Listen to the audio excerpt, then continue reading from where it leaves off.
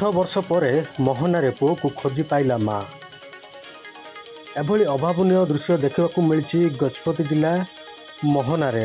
ଆଜି ଦିନ 12 ଘଣ୍ଟା ସମୟରେ ଗଜପତି ଜିଲ୍ଲା ମୋହନାରେ ଦେଖିବାକୁ ମିଳିଥିଲା। ନୟାଗଡ଼ ଜିଲ୍ଲା ସାତପାଟଣା ଗାଁର ସୁରେନ୍ଦ୍ର ମେହେର ଗତ 8 ବର୍ଷ ହେବ ମାନସିକ ଭାରସାମ୍ୟ ହରାଇ ନିଖୋଜ ରହିଥିଲେ। ପରିବାର ଲୋକେ ବହୁ ଖୋଜାଖୋଜି ପରେ ମଧ୍ୟ ମିଳିନଥିଲା। ଶେଷରେ ପରିବାର ଲୋକେ ଆଶା ଛାଡ଼ି ଦେଇଥିଲେ ପୁଅକୁ।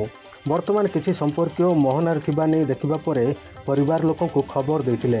ଶେଷରେ ମା ସୁବାସିନୀ ମେହେର ମୋହନା ହାଇସ୍କୁଲ ଛକ ନିକଟରେ ଥିବା ପରିତ୍ୟକ୍ତ ବିଶ୍ରାମଗାରରୁ ପାଗଳ ପୁଅ ସୁରେନ୍ଦ୍ର ମେହେରଙ୍କୁ ପାଇଥିଲେ।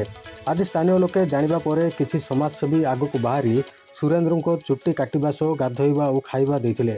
ମା ସୁବାସିନୀ ପୁଅଙ୍କୁ ପାଇ ବେଶ୍ ଆଗ୍ରହ ଥିବାବେଳେ ମାକୁ ନେବା ପାଇଁ ମୋହନା ବିଡ଼ିଓଙ୍କୁ ଅନୁରୋଧ କରିଛନ୍ତି।